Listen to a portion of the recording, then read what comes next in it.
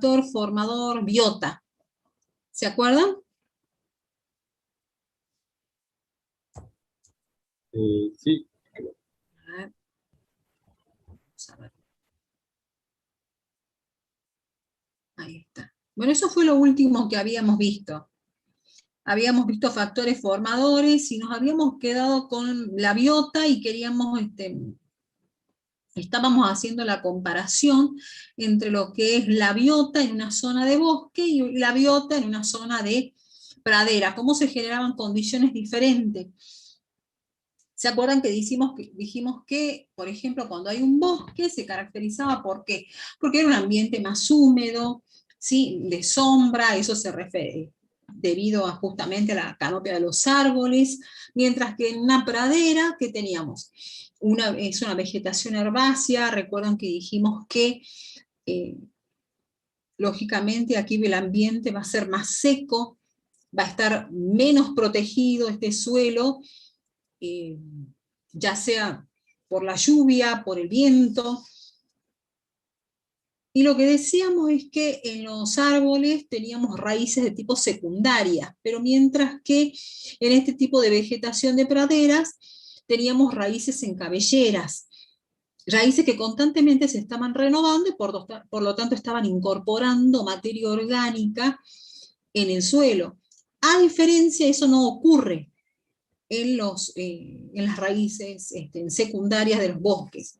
Entonces, esta imagen está muy linda porque nos mostraba cómo este es el horizonte A de un suelo que tiene una pradera. Fíjense lo profundo que es, ¿sí? Gracias justamente a la incorporación, a la constante renovación de las raíces de estas gramíneas. Mientras que el aporte de materia orgánica acá en un bosque es principalmente superficial. Entonces es un horizonte menos profundo, ¿sí?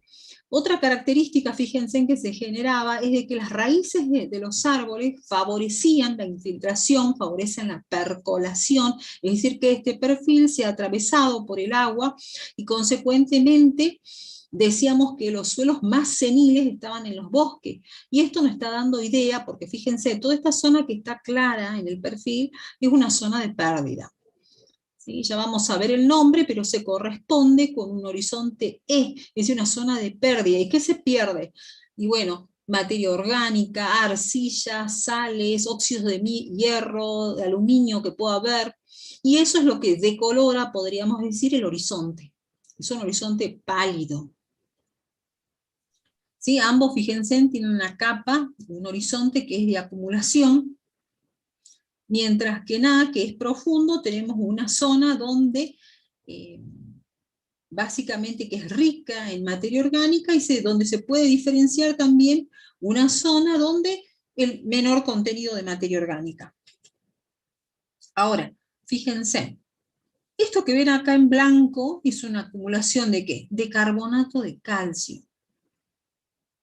Eso no se observa en el bosque. ¿Por qué?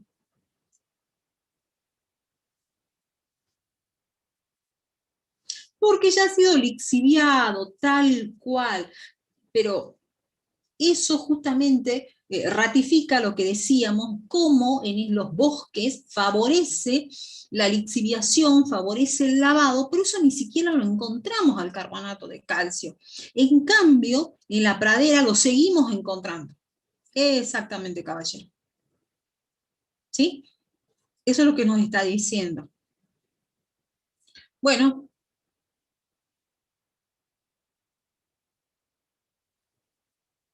acuérdense que para que tengamos un bosque necesitábamos más precipitaciones.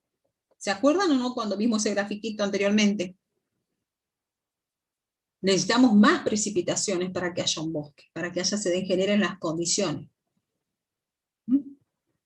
Bueno, estos bosques, sin duda, estos suelos son ideales para la producción, ¿no? Otro detalle. A ver, bueno, con esto ya terminábamos. Vamos a volver capaz por esto. a ustedes les quedaba de tarea entonces hacer una síntesis de lo que es la acción antrópica como factor formador. Entonces, esto quería mostrarles, esto es una transecta. ¿Qué quiere decir? Es un corte que se hizo, ¿sí? Desde la zona, fíjense, de la puna de Salta, un corte, digamos así, transversal, y donde nos muestra que la zona de la puna, las alturas que tiene en la prepuna, en la zona de selva, Chaco, y lo que nos está mostrando es cómo varía el relieve. A su vez, ustedes han visto en climatología cómo variaban las precipitaciones, las temperaturas, y lo que tienen acá que dicen tisoles, aridisoles, inceptisoles, molisoles, son diferentes órdenes de suelo. Simplemente para que tengan en cuenta cómo con toda la variabilidad que hay en nuestra provincia en cuanto al clima, en cuanto al relieve, hace que tengamos toda una variabilidad de suelos, ¿sí? Porque justamente este ambiente tan variable generaba estos diferentes factores formadores, generaban toda esta variabilidad. Simplemente era para eso que colocábamos esta diapositiva, ¿sí? Bueno, ¿alguna pregunta de lo que hemos visto con respecto a factores formadores? Profe, una pregunta. Sí, Con sí, respecto al carbonato que hay en la pradera y sí, el que está ausente por el lavado, por el lixiviado, sí, el de la pradera, ¿puede sí. ser producto del material original o solamente por acumulación, por lixiviación? ¿Se acuerdan cuando vimos minerales? Cuando vimos minerales primarios y secundarios, tanto el cuarzo como el carbonato de calcio figuraban como minerales primarios y como minerales secundarios. ¿Por qué? Porque puede ser que este carbonato de calcio haya estado en el material original, o puede ser también de que se haya formado como producto de la meteorización. ¿Sí? Ya, bien, bien. Gracias. Por ejemplo, en una reacción, alguno aportó el calcio, el otro el carbonato, y se formó el carbonato de calcio, que recuerden que es la sal menos soluble. Por eso es que, al ser la menos soluble, es lo que nos está indicando entonces el tipo, la lixiviación que hubo en ese suelo. Muy bien la pregunta. Bueno, entonces pasamos a perfil del suelo.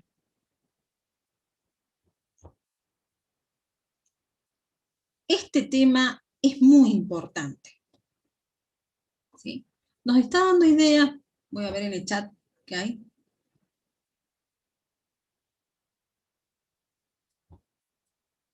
A ver.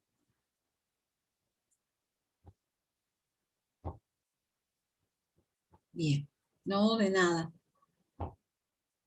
Bien, entonces vamos a pasar al tema del perfil del suelo que le habías anticipado que hoy comenzábamos. ¿Están viendo el, el PowerPoint de perfil del suelo?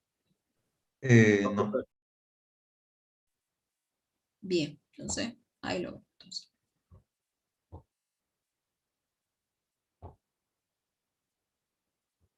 Ahí está. Bien. ¿Cómo se estudia un suelo? A nosotros que nos importa tanto, a los agrónomos, ¿cómo se estudia un suelo? ¿Qué es lo que vieron en las primeras clases? Si puedo volver a explicar, me mandan por el chat que vuelva a explicar lo de las raíces de la pradera. Retroceder, espérenme que... Ah, sí lo están viendo. Bien. ¿Qué es lo que les decía? De que en las praderas, en las zonas de pradera, donde básicamente tenemos de tipo especies que son herbáceas, gramíneas, donde tienen un gran desarrollo radicular, las raíces estas constantemente se están renovando. Entonces, constantemente esa renovación está incorporando materia orgánica acá en profundidad.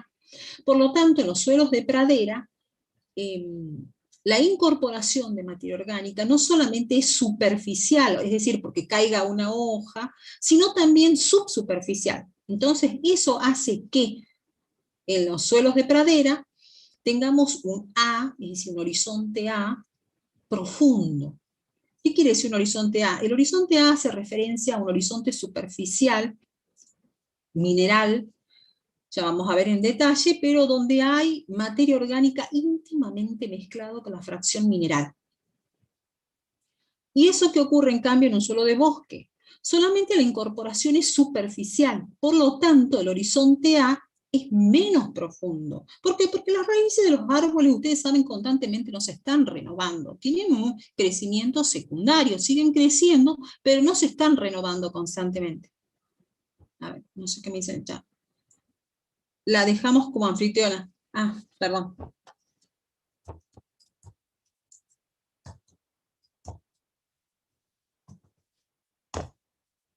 Bien, ya sigo, que estaba respondiendo aquí a los chicos del Zoom, del aula Zoom. Entonces, la incorporación es básicamente superficial. Entonces eso hace, por ejemplo, que en los bosques es común incluso encontrar acá un horizonte O, es decir, una acumulación de materia orgánica. Ya vamos a ver qué quiere decir O, qué quiere decir A. Ahí, esto lo vamos a ver. Y entonces tenemos un horizonte A que es menos profundo, ¿sí? No sufre esa incorporación de la materia orgánica como en la pradera.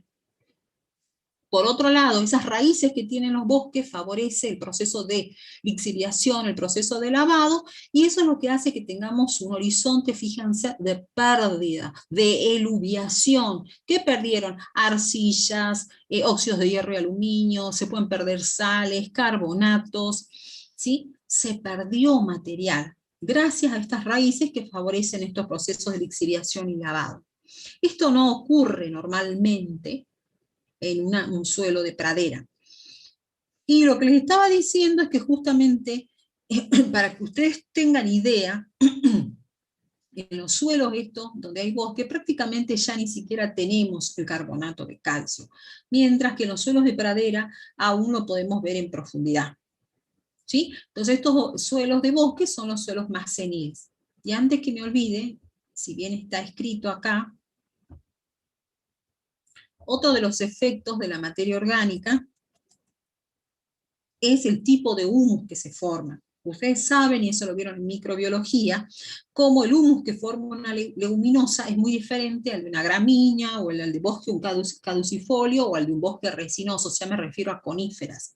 Lógicamente, por ser más rico en nitrógeno, el humus que va a generar cuando las especies esas que estén en ese suelo sean leguminosas, va a ser rico en nitrógeno, entonces se va a descomponer rápidamente. En el caso de las gramíneas también es rápida la descomposición, pero menos que una leguminosa, sí más que un bosque caducifolio. En un bosque caducifolio, entonces, la descomposición sí es más rápida con respecto a un bosque resinoso, es decir, vuelvo a repetir, de coníferas, o sea, cículas de pino, ciprés. En esa condición vamos a tener un humus que es muy ácido, y por lo tanto la descomposición va a ser lenta.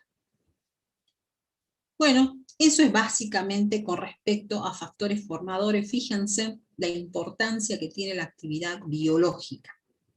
Profe, Volviendo a nuestro tema, sí. en el caso práctico, en la escalicata, ¿eso se llega a ver? ¿Qué cosa? Perdón. Esos horizontes, hasta el Sí, carbonato de calcio. en algunos casos vas a poder ver y en otros no. No siempre vas a ver todo esto. ¿De qué va a depender? Siempre, ¿de qué va a depender eso? Que veas una cosa u otra.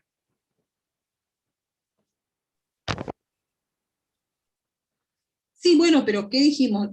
¿Qué es lo que determina? ¿Qué es lo que ha determinado? Y vuelvo de nuevo, fíjense, de nada, La- Mariana. ¿Qué es lo que determinó que este perfil sea así? Esta morfología. Cuando yo diga morfología,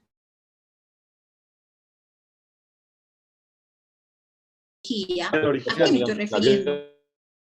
En biota. este caso estamos viendo específicamente la biota. ¿Y qué es la biota? ¿Pero qué es la biota? ¿Qué? Cuando yo hablé de biota, ¿ahora qué? Toda la parte ¿Qué es de la biota? ¿Qué es lo que estuvimos viendo? las raíces, La profundidad de las raíces y la disponibilidad de materia orgánica en el perfil. Es la Todos, biológica por parte influencia de los seres vivos en la formación del suelo. todos los factores son los que van a intervenir en la formación de un suelo. Nosotros, para que sea menos complejo, los separamos, pero siempre, acuérdense los que les digo, van a estar todos los factores formadores. Lo que ocurre es que en algunas situaciones un factor formador puede ser dominante sobre el otro, uno o dos, y en otra situación se puede dar que todos siempre van a estar todos. Lo que pasa es que puede dominar uno o dominar el otro, por darles una idea. Las condiciones de los valles calchaquíes, que siempre tomo de ejemplo, fíjense en quién le parece que es el factor dominante que condiciona que esos suelos sean así como son en Cafayate, en Cachi. ¿Por qué son así? ¿Quién es el factor que va dominando esa condición? Condiciones ambientales, el viento. Clima del agua. El clima es tan determinante, exactamente, el clima es determinante, porque él es el que no está permitiendo que esos suelos sigan evolucionando, porque las precipitaciones son escasas. Entonces, en términos generales, fíjense en cómo un factor formador puede ser tan determinante. Les doy otra situación. Supongamos incluso dentro de Cafayate,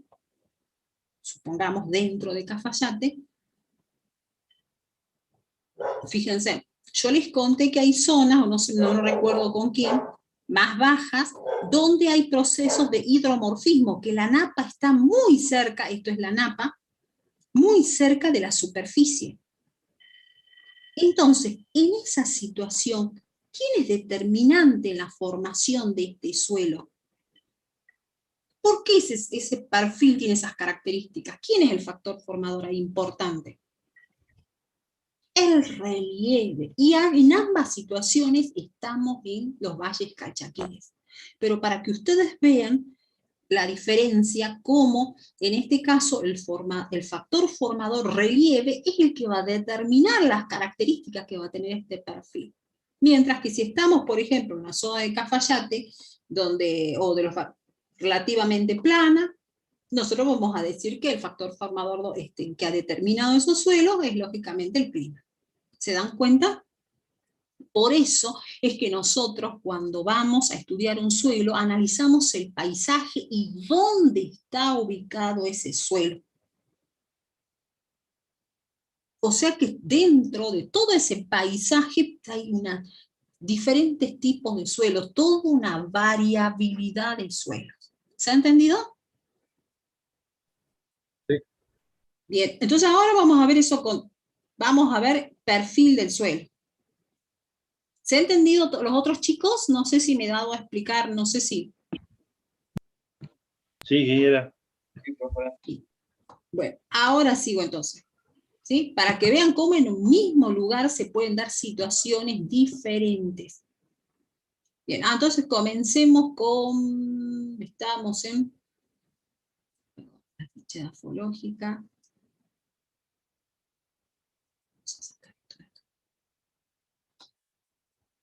Ahí está. Vamos a ver características generales del paisaje. Bien, entonces dijimos, ¿cómo se hace para estudiar un suelo? Nosotros cuando comenzamos, fíjense en que lo que hablé en la primera clase es, volvemos sobre ese tema. Yo les dijimos que, que un perfil era un cuerpo, un suelo, perdón, es un cuerpo, que tenía límites y dijimos que tenía una forma, y que la morfología de ese perfil expresaba justamente todas las características o las condiciones en la cual se había formado. Entonces, ¿por qué es tan importante estudiar la morfología del perfil? ¿Sí? Porque ahí es donde se van a expresar todas las propiedades que va a tener ese perfil, los horizontes, cómo va a ser el color, la estructura, la textura, permeabilidad, drenaje. Pero ojo, no nos olvidemos del paisaje, ¿no? Entonces, eso es lo que hace referencia a esto. La morfología del perfil es el principal indicador de la aptitud agrícola, pastoril y forestal de un suelo. ¿Por qué? Porque dijimos que no todos los suelos son aptos para la producción. No todos los suelos son aptos para ganadería. Entonces, ¿Cómo voy a saber eso? Tengo que conocer la morfología del perfil. Así estudio un suelo. Una de las formas de estudiarlo, y ustedes vieron que un suelo lo podíamos estudiar a diferentes niveles. ¿Se acuerdan cuando ustedes vieron organizaciones edáficas? Podíamos estudiar desde una estructura, una arcilla, o poder estudiar todo una cuenca donde había suelos, todo un paisaje. Nosotros vamos a estudiar entonces el individuo suelo, ¿sí? Entonces necesitamos, ¿qué hacemos para estudiarlo? ¿Cómo ponemos al desnudo un suelo? Lo que hacemos es una excavación, un pozo profundo, que es lo que conocemos como una calicata. Entonces, ¿qué pone ese perfil? Cuando yo me refiero al perfil, me estoy refiriendo a la capa, al conjunto de horizontes o capas que pueda tener ese suelo y que son más o menos paralelas a la superficie, ¿sí?, del suelo. Entonces, ¿cómo debe ser el ancho que tiene que tener esa calicata? Y más o menos lo suficiente como para que quien está investigando, trabajando, pueda moverse relativamente bien. En este caso es una calicata grande porque está hecha justamente en un congreso donde muchos estudiantes iban a ingresar, o mucha gente va a ingresar. Está hecha justamente con fines educativos. En este caso, fíjense en cómo la calicata es más angosta, podríamos decir, que está hecho para una persona para que hagas la descripción. Las caras, fíjese, que donde yo voy a hacer la observación de los horizontes, de las propiedades que tenga ese suelo, debe exponerse al sol, ¿sí? De modo tal que yo pueda hacer una observación más clara de los colores, de las propiedades, y aquí es donde ustedes, ingenieros, van a aplicar van a utilizar sus sentidos, o sea, los sentidos del color que tenga ese suelo, el tacto, van a tocar, van a sentir, van a ver. Eso, por eso decimos que es organoléptico, ¿sí?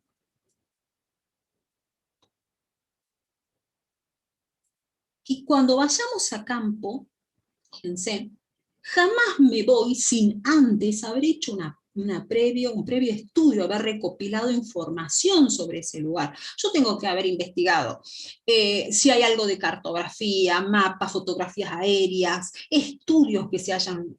O sea que antes de ir a campo siempre hay un previo estudio de gabinete. Yo investigué, ¿qué sé de ese lugar?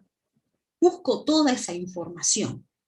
Y llevo esto, que es lo que se conoce como una ficha edafológica, que no es más que el registro, fíjense, de todas las propiedades del estudio que voy a hacer. ¿Qué es lo que ustedes tienen subido a la plataforma? Esto es la ficha edafológica.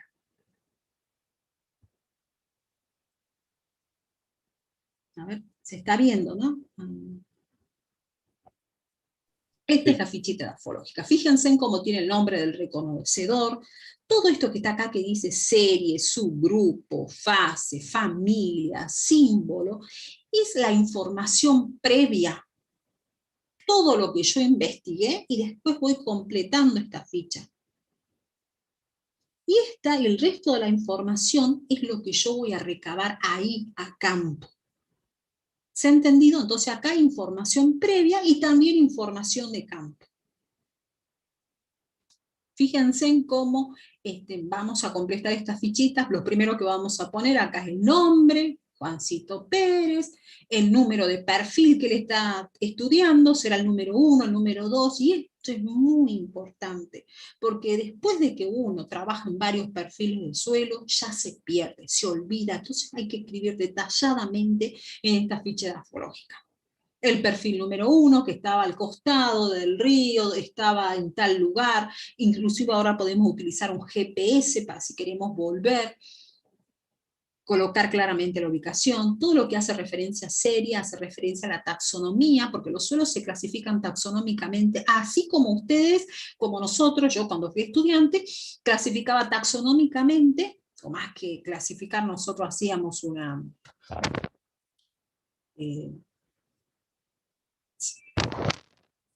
nosotros, ¿cómo se llamaba cuando, se acuerdan cuando? Determinación. Nosotros determinábamos a qué especie pertenecía, a qué familia, a qué género pertenece una determinada planta. Bueno, en los suelos ocurre lo mismo. Se determina fase, familia, símbolo, las limitaciones. Bueno, todo eso se vuelca a esta fichita edafológica. Por eso es que ustedes tienen una, porque la idea es de que en algún momento podamos hacer una salida de campo. Entonces, volvemos de nuevo acá a las características generales. Entonces vamos a hacer una revisión. Ustedes tienen un apuntecito que se llama perfil del suelo, y que desde ahí van a estudiar. Entonces, acá lo que están enumeradas son todas las características externas, podríamos decir. La fichita edafológica la podemos separar en dos partes: características externas del perfil y las características internas. Ojo que las características internas son muy importantes. Yo les hago una pregunta. Fíjense, dentro de las características externas con las que vamos a describir a este suelo está material original, unidad geomorfológica, relieve, vegetación, pendiente, posición. ¿Qué es eso? ¿Qué les parece? ¿Cómo agruparían toda esa información?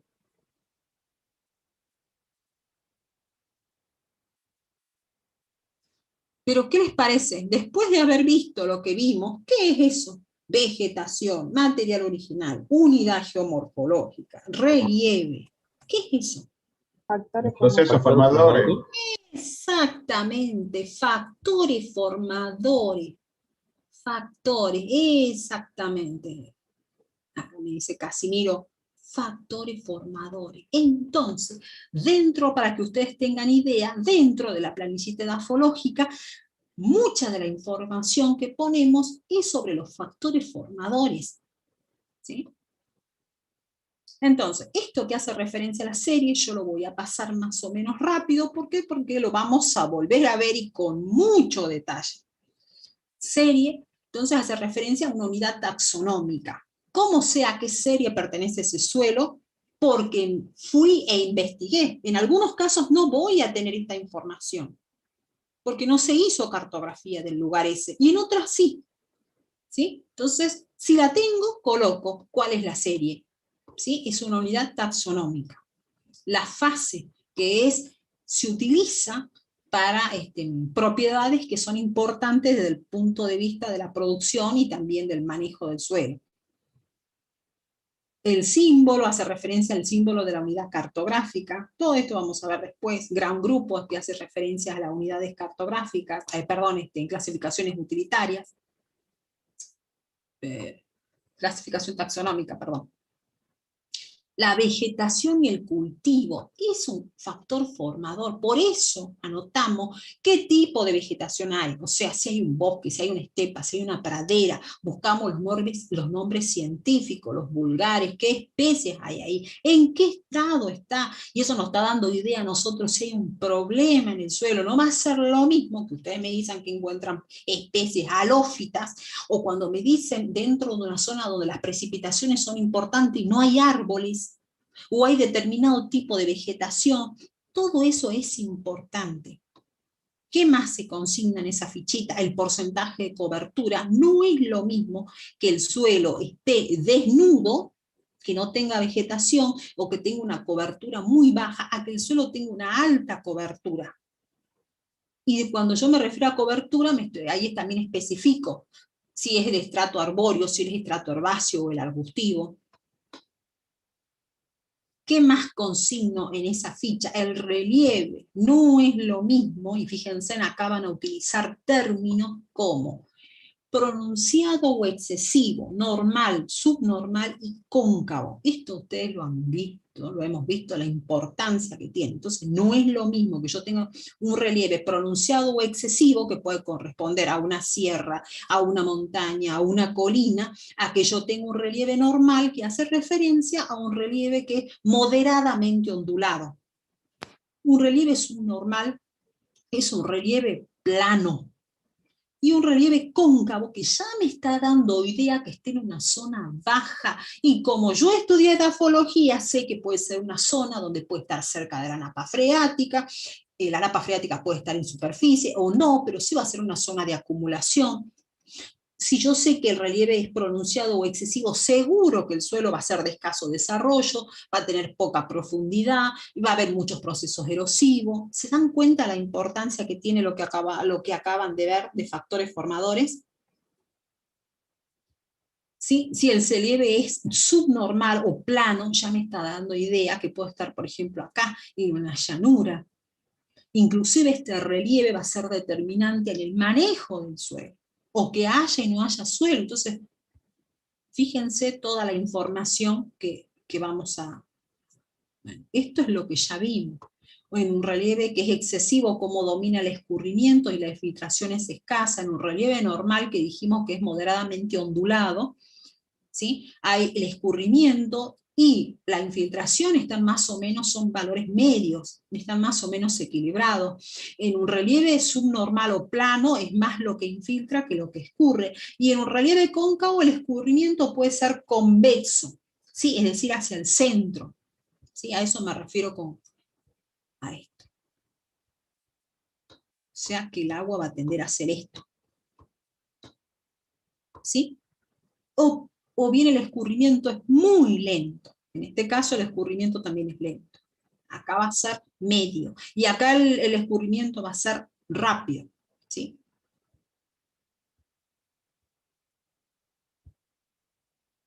Ahora ya saben para qué sirve toda esta información. ¿Qué más? La posición en el relieve, porque ustedes ya han estudiado factores formados. No es lo mismo que si esto es un río, a que esté en una llanura, a que esté en la parte superior de una loma, a que esté en la parte que le llamamos media loma. Todo eso se consigna. La pendiente, ustedes estudiaron pendiente, que es el elemento importante dentro del relieve y que determina procesos erosivos e incluso está relacionado con el grado de desarrollo del suelo. La pendiente también está relacionada con el manejo, incluso con cómo va a ser el riego que va a tener ese suelo. Entonces, fíjense la importancia que tiene. Entonces, cuando yo hablo de pendiente, ¿qué es? Una forma de medir la diferencia de altura entre dos puntos. Cuando yo hablo de pendiente, me estoy refiriendo a la altura que hay, por ejemplo, entre este punto 1 y el punto 2, que distan 100 metros. Por ejemplo, si la diferencia de altura entre el punto 1 y el punto 2 es de 2 metros, siempre hablando en una distancia de 100 metros, me está diciendo que la pendiente es del 2%. O sea, 2 metros en 100 metros. ¿Sí? La pendiente no solamente se expresa por su gradiente o por la inclinación, sino por la forma. ¿Por qué? Porque no es lo mismo que sea convexa, que sea cóncava, que sea convexa y que sea cóncava, que sea irregular. Profe, desde el punto de vista agronómico, ¿cuál sería mejor, un relieve normal o subnormal? Y lo ideal que sería plano. ¿Sí? Lo ideal sería que sea un relieve plano, o sea, que de modo tal que fíjense en que facilita el riego, que no haya procesos erosivos, pero no siempre es lo que nosotros, lo ideal. ¿Sí? Y ahí que tenemos que tratar, ahí es donde está nuestro ingenieril, ¿sí? Porque lo ingeniero que le vamos a poner, porque bueno, no siempre se nos dan las condiciones ideales. ¿Sí? Entonces, la longitud, y ahí presten mucha atención. Así como la pendiente, cuanto más grande sea, o sea, el gradiente, cuanto más grande sea este ángulo, o sea, ¿sí? Cuanto más mayor sea la pendiente, la diferencia entre el punto 1 y el punto 2 va a ser mayor el proceso erosivo, va a ser seguro que vamos a encontrar menos desarrollo de ese suelo. La longitud también es importante, ¿por qué? Porque algunas veces la pendiente puede ser, el gradiente puede ser pequeño, o sea, apenas tener 0,5% de pendiente. Pero la longitud de ese terreno es muy grande, la longitud de esa pendiente. Y eso hace que cuando llueva se termine acumulando agua y en ese movimiento de agua, ¿sí?, se puede provocar erosión. Entonces me interesa el gradiente, pero la longitud también me interesa. Por eso es que cuando nosotros queremos evitar los procesos erosivos, hablamos de cortar la pendiente. ¿Qué quiere decir? Que esta pendiente no sea tan larga, ese terreno, sino lo cortamos para frenar justamente todo ese proceso erosivo, ese movimiento de agua con materiales. ¿Sí? Entonces, esta es la clasificación de la longitud. Cuando es corta, hablamos de menos de 50 metros, mediana entre 50 y 500, una longitud larga habla entre 500 y 2000, muy larga más de 2000 metros. Ahora, si ustedes me dijeran a partir de qué pendiente comienza a haber procesos erosivos, y más o menos a partir del 1% ya hay procesos erosivos. Bien. Y esta es la clasificación en cuanto a los valores de pendiente y el nombre. ¿Sí? Esto es la clase y el nombre. Así se van clasificando. Entonces, este es un repaso de lo que algo ya habíamos hablado. ¿Qué ocurre cuando llueve? Esto nos importa mucho. Yo les dije, pueden pasar dos cosas. O infiltra o escurre. Eso es lo que ocurre cuando llueve. ¿Qué tenemos que tratar nosotros? Que infiltre. Y eso especialmente dentro del manejo de nuestra zona. Nosotros necesitamos acumular agua en el perfil. Entonces trataremos que el agua ingrese y no que escurra, incluso porque causa problemas hasta desde el punto de vista ambiental, porque estamos generando procesos erosivos con materiales que van a ir de una zona alta a una zona baja y pueden colmatar embalses, y eso tiene un costo económico, y porque estamos perdiendo suelo. ¿A qué hace referencia entonces el concepto de drenaje? Cuando yo hablo de drenaje, hablo de la eliminación de agua del suelo. Cuando llueve, es importante que ingrese agua al perfil, pero que nuestro suelo no quede saturado por mucho tiempo. ¿Qué quiere decir? Que todos los poros estén saturados por mucho tiempo.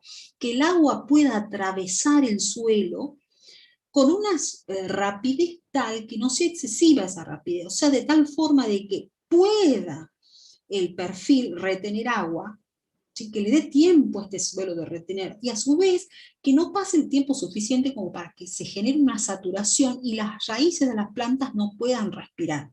Entonces, cuando yo hablo de drenaje hago referencia a eso, a la eliminación del agua, y ya puede ser, ¿cómo se puede eliminar el agua? En forma superficial, por escurrimiento, o por percolación, porque atraviesa el perfil. ¿Sí? Y eso tiene que ver con dos cosas, con la permeabilidad y con el escurrimiento. La permeabilidad es una propiedad del suelo. Entonces dijimos, ¿y qué es escurrimiento? Bueno, cuando es el movimiento superficial del agua, ¿sí? A lo largo de una pendiente. ¿Qué quiere decir? De una zona más alta a una zona más baja. Esos son los términos que ustedes, algunos, para que manejen. Entonces, cuando yo hablo de permeabilidad, diferente a drenaje climático, exactamente, mi estimado. Qué bien su apreciación, Maxi. Eso es un horror que se comete muchas veces. Cuando uno habla de drenaje en el perfil del suelo y confundir con drenaje climático, son cosas totalmente diferentes. Muy bien el detalle, Maxi, espero entonces que no se olviden que se habla de drenaje o drenaje natural, no es lo mismo que drenaje climático, y fíjense en que hace referencia a cosas diferentes. ¿Sí? Profesora, ¿y de qué depende el subsuperficial? Y el subsuperficial también va a estar relacionado con la pendiente. ¿Sí? Sí. Entonces, veamos qué es la permeabilidad, o también algunos la van a encontrar como drenaje interno. Entonces, cuando yo hablo de permeabilidad, percolación es solamente atravesar el suelo, es un concepto general. Cuando yo hablo de percolación es atravesar el suelo. Ya el cuerpo suelo. Dijimos que infiltración es que ingrese, entrar. Entonces, cuando yo hablo de permeabilidad, en cambio, ya estoy hablando de una propiedad del suelo, que hace referencia a la capacidad que tiene ese suelo de dejarse atravesar por el agua o por el aire. En el caso de dejarse atravesar por el agua en condiciones de saturación. ¿Cómo mido? Y lo mido por la velocidad. De ahí que yo digo los términos que utilizo son lento, moderadamente lenta, moderada, moderadamente rápida y rápida. Y ojo con eso. Esos son los términos para permeabilidad. No digo que la permeabilidad es poquita o bajita o muchito, no. Digo o es lenta, o es rápida, o es moderadamente lenta. Tienen que ir incorporando los términos de cada propiedad. ¿Está bien? O sea, es importante que vayan incorporando ustedes un lenguaje técnico, porque eso es lo que van a hacer. Van a ser ingenieros. Y hay un lenguaje universal para entenderse. Esos son los términos, esos los deben aprender. ¿De qué depende de la permeabilidad? Entonces, nosotros, en general, cuando se estudia un suelo, a menos que vayamos a estudiar específicamente la permeabilidad, en general lo que se hace es estimarla. ¿Cómo la estimo? Y bueno, a partir de la textura que tenga ese suelo, porque yo sé que cuando domine la fracción gruesa, los poros van a ser más grandes, y de la estructura que tiene el suelo. ¿Por qué? Porque yo sé que hay diferentes estructuras y que tienen diferente velocidad de movimiento del agua en esa estructura. O sea que yo tendré que combinar, tener en cuenta la textura, la estructura, si presenta, por ejemplo, grietas, o si presenta, haré observaciones, por ejemplo, si presenta alguna capa endurecida, todo eso tendré en cuenta para determinar la permeabilidad. ¿Dónde dentro de un perfil, yo hablo de la permeabilidad del perfil? A ver, de un perfil, la permeabilidad, ¿quién la determina? Es el horizonte menos permeable. ¿Sí? La capa menos permeable, horizonte menos permeable, ese es el que va a determinar la permeabilidad de todo el perfil. Entonces, acá ponemos un ejemplo, por ejemplo, un suelo de Cafayate, donde domina la fracción gruesa, o sea, la domina la arena, posee una permeabilidad rápida. Mientras que los suelos de San Lorenzo, por ejemplo, donde dominan las arcillas, ¿sí? Estas partículas pequeñas que dijimos que los poros que dejan entre los espacios entre una y otra son muy pequeños, ¿sí? Y cuando el suelo no tiene encima una buena estructura, la permeabilidad es lenta. ¿Sí? Acá solamente estamos considerando la textura. Esto es importante que manejen. ¿Cuál es un valor medio de permeabilidad para un suelo? De 2 a 6,25 centímetros por hora. Eso es un valor medio.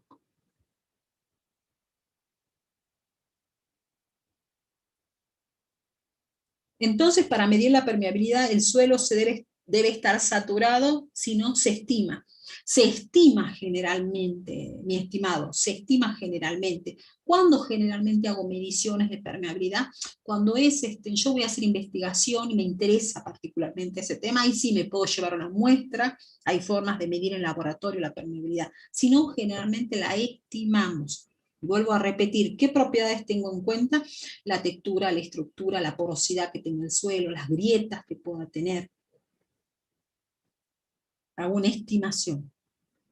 El escurrimiento es el movimiento de agua, ya dijimos, superficial, ¿sí? A lo largo de una pendiente, ya vimos, estas son los grados de escurrimiento, y fíjense en cómo utilizamos los términos también: nulo, muy lento, lento, medio, rápido. ¿Sí? Relacionen esto con el relieve. ¿Sí? Ya lo habíamos charlado esto. Entonces, acá incorporamos qué es el drenaje natural. ¿Cómo lo definimos? Es la mayor o menor facilidad con que se elimina el exceso de agua de un suelo, ¿sí? Ya sea por escurrimiento superficial, que dijimos que es el drenaje externo, o permeabilidad, con lo que dijimos que es drenaje interno. Fíjense, no sé si se puede ver la imagen, esta es una fotografía, ¿sí? De un suelo, fíjense, esto es la napa freática. En este caso se hizo el pozo y bueno, se llenó de agua, ojo. Una napa solamente es el suelo saturado de agua. Lo que pasa es que como acá hicimos un pozo, eso es lo que ustedes están viendo, el agua. En ese caso lo que tenemos es un suelo que justamente tiene un problema de hidromorfismo, decimos. Esto es una limitante para la producción. Para que ustedes vean la importancia que tiene el factor biota, fíjense en el tipo de vegetación que se puede desarrollar en este suelo. Esto es lo que se conoce vulgarmente, el nombre vulgar de esta especie es como cola de chancho, son pastos, ustedes no van a encontrar prácticamente árboles acá. Y fíjense en cómo se ve blanco en superficie, eso me está diciendo que es un suelo que incluso tiene problemas de salinidad. Entonces, el drenaje es importante. ¿Por qué? Porque si no yo tengo una limitación en el suelo. Yo no puedo ir a poner una especie que, fíjense en que se va a asfixiar, porque todos los poros están saturados de agua. Entonces, sí, no es que vos toques con agua, no, no, no, simplemente, no, no, no, no, no, no, no, no, no, no. Lo que pasa es que a medida que vos vas cavando, ¿sí? Los poros están saturados de agua. No es que vos tengas ojo, ¿no? No es que nosotros cuando digamos una napa freática es un río que pase por debajo del suelo. No, no, no.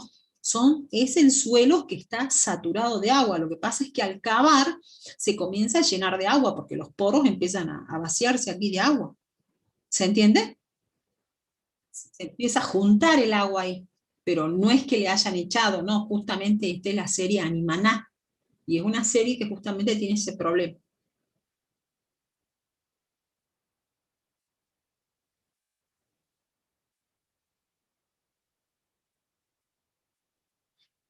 Se utiliza, en algunas situaciones se lo utiliza, pero ojo, si vos esta agua es extremadamente salina, no la podés aprovechar.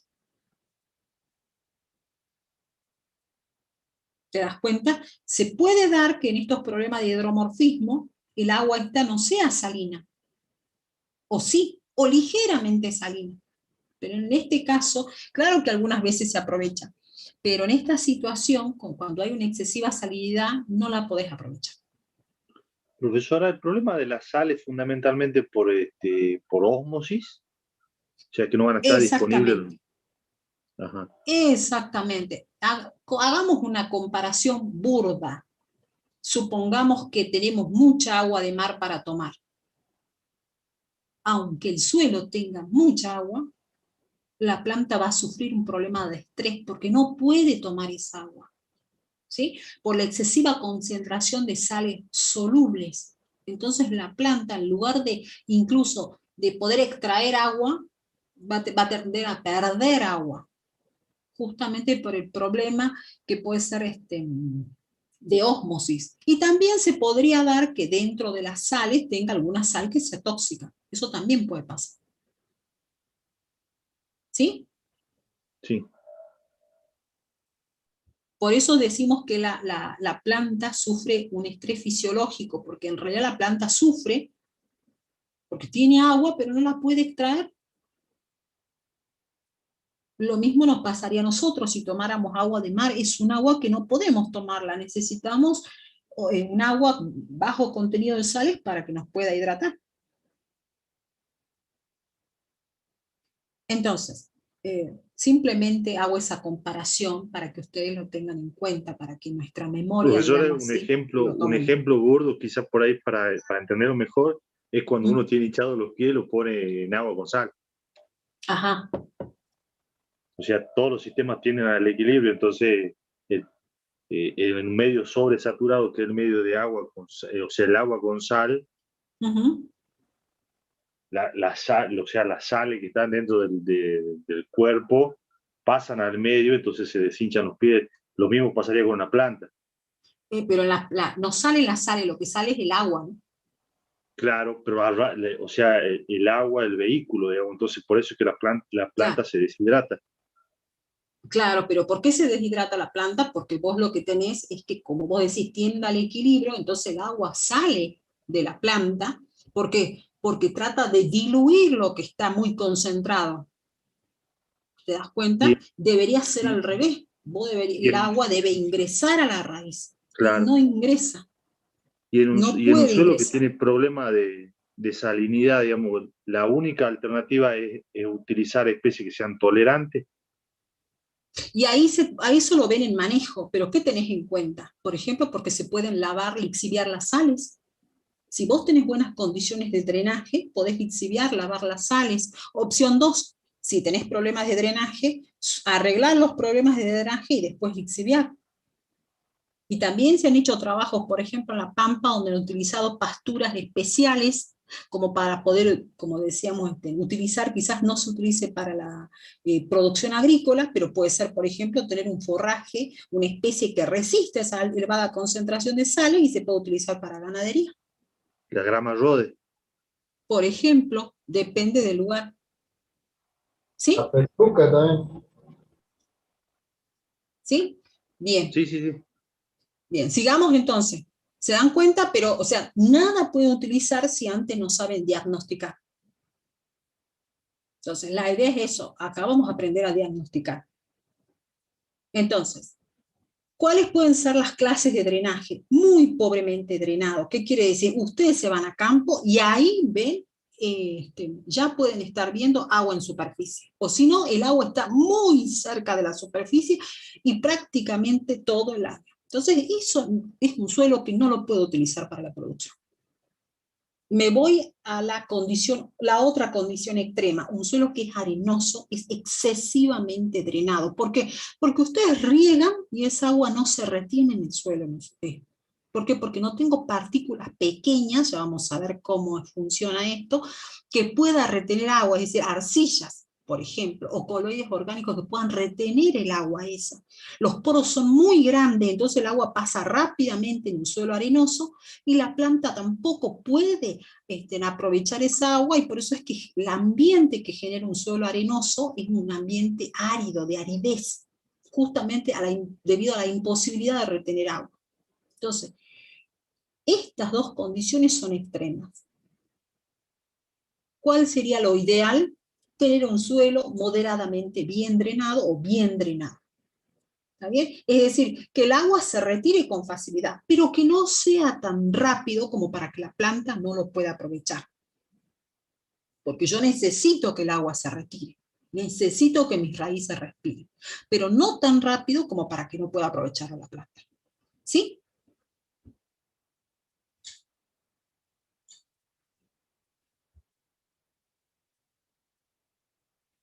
Sí.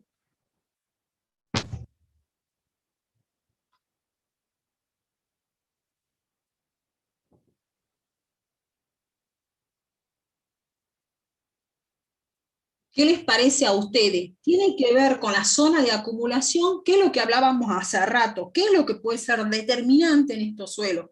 Y es lo que conocemos como factor local. ¿Quién es el factor local acá que me determina esto? El relieve. O sea que vos estás en la zona baja. Esto seguro que está en una zona baja, porque esto es una zona como les digo, de animales, una zona donde vos dirías, pero si acá no llueve, y sí no llueve, pero esto está justamente en una zona baja, muy cerca a la napa de la superficie. Y ojo, y ahí hago una aclaración. Generalmente se puede producir y en ese caso yo hablo de una napa que está muy cerca de la superficie. Pero ojo, también hay problemas de hidromorfismo cuando yo, por ejemplo, tengo acá una capa que es muy poco permeable y llueve y el agua, cuando llega a esta capa que es muy poco permeable, no puede seguir percolando. Entonces, esta capa a mí me genera una permeabilidad lenta, muy lenta. Entonces, ¿qué ocurre acá? Se comienza a acumular, voy a tener momentos donde precipita y acá el agua pasa muy lenta. Entonces, acá se pueden generar condiciones anaeróbicas, va a faltar oxígeno, no va a poder respirar las plantas. ¿Sí? O sea, para que...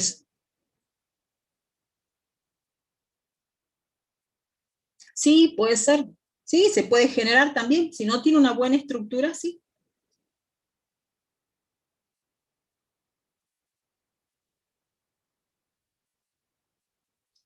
Pero vuelvo a decir lo mismo, sí, toda capa que sea compacta, ya vamos a ver con más detalle, pero toda capa que a mí no me permita que haya una buena permeabilidad, que el agua atraviese bien, me va a generar eso. Me puede generar problemas de hidromorfismo. No, de nada. Y a los demás me pude hacer entender la importancia del concepto de drenaje natural o drenaje a seca. Sí, ingeniera. Bien, sigo avanzando entonces. Esto es súper importante. Si yo estoy cerca de un río, el peligro de inundación. Y acá hay que tener en cuenta con qué frecuencia se produce y la duración que tiene la inundación, porque no es lo mismo que ustedes me digan que la inundación se produce eventualmente, una vez cada 3 años, por ahí, a que me digan todos los años y en esta época. O que me digan dura unos días, a que me digan dura mucho tiempo. ¿Está bien? Entonces, esto es importante, el peligro de inundación. De ahí que clasificamos clase 1, frecuentes y en cualquier época del año. Acá no puede cultivarse. ¿Por qué? Porque yo no puedo de ninguna forma, digamos así, saber cuándo va a ocurrir. O sea que puedo hacer una inversión y de solo hay una inundación. Entonces no puedo prevenir. No es lo mismo, por ejemplo, que sea estacional, que yo sé que en determinada época se inunda. Entonces quizás puedo aprovechar en otro momento. ¿Se dan cuenta? Que sea ocasional, que sea rara, o directamente sin ningún peligro de inundación. La profundidad de la napa, esto es importante. No siempre, y aclaro, porque siempre que vamos a campo, todos los alumnos me piden, ¿dónde está la napa? ¿Dónde está la napa? No, no hay en todos. No siempre la napa está cerca de la superficie. Puede estar a mucha profundidad, ¿sí? O sea, volvemos, ¿cómo voy a saber yo si está cerca de la superficie o no? Y porque me ubico en el paisaje, en qué lugar estoy, en qué posición estoy en el paisaje. Entonces, y ahí eso yo lo quiero remarcar, porque algunas veces nosotros los ingenieros miramos mucho nuestro lote, nuestro campo, pero no miramos dónde estamos ubicados en el paisaje. Y eso tiene sus consecuencias, porque si yo estoy en la parte baja de un paisaje, todo lo que esté pasando arriba me afecta. ¿Sí? Entonces, cuando no se ve la napa, escribo profundo, nada más. Si está cerca, bueno, colocaré, por ejemplo, en este caso, a 50 centímetros de profundidad. El uso de la tierra también es lo que se anota en... Esto tiene muchísima importancia, es lo que se conoce como el historial del predio, del campo. No es lo mismo que ustedes me digan, hace 10 años, 20 años que se está haciendo soja como monocultivo, a que ustedes me digan, no, esto ha sido un monte virgen. ¿Sí? Todo eso me está dando idea cómo se va a comportar ese suelo. ¿Sí? Si se utilizó en ganadería o en agricultura, cuántos años, qué cultivo. Si ustedes me dicen que se hizo rotaciones, no se hizo, si hubo tabaco 50 años, que hay suelos acá en el Valle de Lerna que 50 años se estuvo haciendo tabaco, o sea, se hizo laboreo continuo. Entonces, todo eso me interesa, eso es la historia del predio. Ahí tienen una simbología de cómo lo van a escribir. La distribución de la humedad, claro que me interesa, porque eso me está dando idea a los materiales del perfil, ¿sí? Si es uniforme o no. Si hay sales, esto que ustedes ven blanco acá, que algunas veces, no sé si ustedes han visto en algunas paredes que se hace como una pelusa. No sé si alguna vez han visto esas eflorescencias salinas o también la pueden haber visto en el campo. Sí, profe, en una pared yo lo vi. Eso blanco Sí. me está dando idea que hay salinidad, y ahí ahora recién empezamos, pero yo les digo, no es lo mismo problemas de salinidad que problemas de sodicidad, y eso anoten. Ya lo vamos a ver en proceso con más detalle, pero ahora vayan sabiendo, eso no es lo mismo. Que no es lo mismo los procesos de salinidad, o sea, cuando yo me refiero que un suelo tiene un problema de salinidad, estoy haciendo referencia a un exceso de sales solubles en la solución del suelo. Eso no es lo mismo que problemas de álcalis, como dice acá, o problemas de sodicidad. Profe, Sí. antes que pase el tema, eso que usted dijo de la sales que se ve como eflorescencia en las paredes, ¿se da porque el material con que se construyó la pared tenía muchas sales o porque el suelo está construido las tiene? ¿Sabes qué? Muchas veces puede pasar que la arena con la que se trabajó tenía muchas sales. Entonces no se puede dar, por ejemplo, si es que construyen en un lugar que contenga mucha sal en el suelo, por ejemplo, que suba por Porque arriba en de la pared. realidad si te han construido sobre un lugar que tenga muchas sales en el suelo, a vos te tendrían que haber puesto un impermeabilizante. Ahora, O que sea, no esté la colocado, capa son otras aisladora, 40. ¿Eh? la capa aisladora que le hacen ahí con el plástico en el cimiento del... Exactamente, Pero el problema de la exactamente. eflorescencia esa que se ven en las paredes, o sea, es porque viene del material con el que yo hago la mezcla, o sea, de la arena, pero se Que evidencia tiene cuando muchas empieza a sales. subir la humedad del suelo, ¿no es cierto? El agua es el Sí, que la pone de manifiesto. claro, pero es la arena la que tiene la sal. La arena que tiene la sal uno no la ve mientras no esté húmedo, digamos. Claro. Pero después, ¿qué pasa? Comienza el agua, disuelve la salinidad que tiene la arena esa, se cristaliza y eso es lo que nosotros vemos. ¿Por qué Claro, eso no es lo que se puede ser revienta la el sal rebote. del suelo? Porque se supone que está impermeabilizado. ¿Sí? O como dice el caballero, ¿cómo se llama esa impermeabilización? Es la capa aisladora que se hace Capa aisladora, eso, con un tal cual. plástico y con brea, se Esa hace brea ahí negra que le ponen, tal cual. claro, la Sí, pintura asfáltica que le dicen. exactamente. ¿Sí? ¿Se entiende entonces?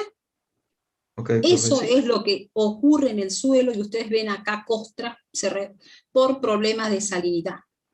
Mientras que cuando es problema de sodio, lo que ustedes van a ver son manchones negros, y eso lo vamos a ver con detalle cuando veamos procesos. Por eso es la importancia de procesos edafológicos, para que ustedes diferencien si hay problema de salinidad, hidromorfismo, sodicidad.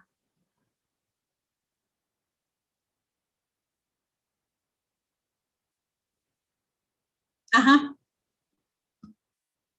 ajá. Uh-huh. Ah, uh-huh. Bueno, ustedes saben que Porta, no sé si ustedes se animarían, pero Porta dice, si el exceso de sal es cloruro de sodio, ustedes lo prueban y es salado. Si es cloruro de magnesio, lo prueban y es amargo. Ahora, yo sinceramente no me animaría a probar. Pero para que ustedes vean cómo en un pasado utilizaban todas, lo que yo les decía, todos los que son nuestros sentidos para saber qué estaba pasando ahí. ¿Sí? ¿Cómo el profe puede repetir? Todo sea por la ciencia, tal cual, Maizares, tal cual, así es. Fíjense por eso, caballeros, porque ustedes, mis estimadas alumnas también, tienen que saber de química, porque la química es lo que a ustedes los va a ayudar un montón, no solamente para edapología, para lo que sea. Si es cloruro de sodio, y ustedes prueban la sal, esa costra va a salir a sal de cocina. Si domina el cloruro de magnesio, es amargo. Y así les va diciendo, y si bueno, si tiene sulfatos, ojo que con los sulfatos también se hacen productos para, bueno, o sea, él le va diciendo qué sal podría ser que dominen en ese problema. ¿Está bien? Ahí lo tiene Porta, está más que interesante. Si quieren verlo, vayan, léanlo. ¿Sí? ¿Me escucharon? Como dicen, yo no me animaría, la verdad, a probar las costras esas, pero bueno. Anécdota. Entonces, otra cosa. ¿Qué hago yo? Me llevo la muestra al laboratorio y que me determinen ellos si es qué tipo de salinidad me está dominando. Y como dice acá el caballero, ¿por qué es importante? Fíjense, en el cloruro, cuando hay muchas sales con cloruros en los suelos, eso es una limitante en la producción de tabaco. ¿Por qué? Porque disminuye la calidad. Entonces, ¿qué hago yo? Me llevo la muestra al laboratorio y ellos me van a determinar quién es la sal esa que está dominando o qué sales principalmente están. ¿Se ha entendido? ¿Sí? Sí, profe. Sí, profe. Bien, sigamos. ¿Qué pasa con la profundidad efectiva? Ese es otro tema y esto nos importa mucho a nosotros. ¿Por qué? Porque nosotros tenemos muchas producciones a secano. ¿Qué quiere decir? Que tenemos agua en una determinada época y en otra época no tenemos. ¿Qué pasa si yo no tengo riego? Entonces, ¿qué es la profundidad efectiva? Es la máxima profundidad que pueden alcanzar las raíces sin que sufran un impedimento. Y acá este grafiquito me encanta, porque me está mostrando un árbol donde tiene una limitación, fíjense, porque tiene una capa que puede ser endurecida, porque, ojo, esta capa endurecida puede ser natural o puede ser antrópica, ¿no? En este caso, fíjense en que esto se debe a la roca. Aquí hay carbonato de calcio, esto seguro que es producción de olivo, esto es en España, y esto es carbonato de calcio, o sea que está limitando acá el desarrollo de este árbol. ¿Por qué yo necesito que se expandan mis raíces, que no estén limitadas? De modo tal que cuando llegue la época en que no precipita, no llueve, esta raíz va a tener un mayor volumen de exploración, de modo tal que no manifieste estas deficiencias de agua, va a poder explorar más. En cambio acá se ve muy limitada en su volumen. Además de, acuérdense que las raíces cumplen una función de anclaje. Aquí la planta está mucho mejor anclada y acá no. Prácticamente las raíces están en superficie. Supónganse que encima de que tenemos una escasa profundidad efectiva, encima de todo tenemos procesos erosivos. ¿Se imaginan? Ay, perdón. Bien, entonces, de acuerdo, podemos clasificar la profundidad efectiva, de acuerdo a la profundidad que tenga entonces, profundo, moderadamente profundo, somero, muy somero. Entonces un suelo donde la profundidad efectiva es menos del 40 centímetros es un suelo somero. Quizás podríamos poner unas hortalizas ahí. ¿Sí? Somero de 40 a 70, moderadamente profundo de 70 a 110, y mayor a 110 hablamos de profundo. Una capa compactada, como por eso un piso de arado, me genera esto, me disminuye la profundidad efectiva. ¿Qué más y la debo profundidad efectiva consignar? Sí. ¿No puede ser relativa al cultivo? También, claro que tiene que ver con el cultivo, la profundidad efectiva, porque va a haber cultivos que van a tener las raíces más o menos profundas. Y fíjense, nosotros trabajamos con especies, muchas veces cuando trabajamos con híbridos, son especies delicadas. O sea, todo también depende con qué vamos a trabajar. Seguro que tiene que ver con el cultivo. Entonces, ¿qué pasa con qué más debemos consignar en esa ficha? La erosión. Si hay problemas erosivos. ¿Cómo sé yo que ahí hay problemas erosivos? Supongamos, antes de ver el efecto, ¿qué a mí le está indicando? Acá hay procesos erosivos, antes de llegar al campo, de acuerdo a lo que investigué. No, por eso les digo, antes de llegar. Yo investigué y dije, con este dato seguro que hay procesos erosivos, o puede haber. La ubicación, relieve, la pendiente. ¿Quién es el que determinaba los procesos erosivos que habíamos visto? Que haya o no. La pendiente. ¿Quién les parece que es tan importante? El clima.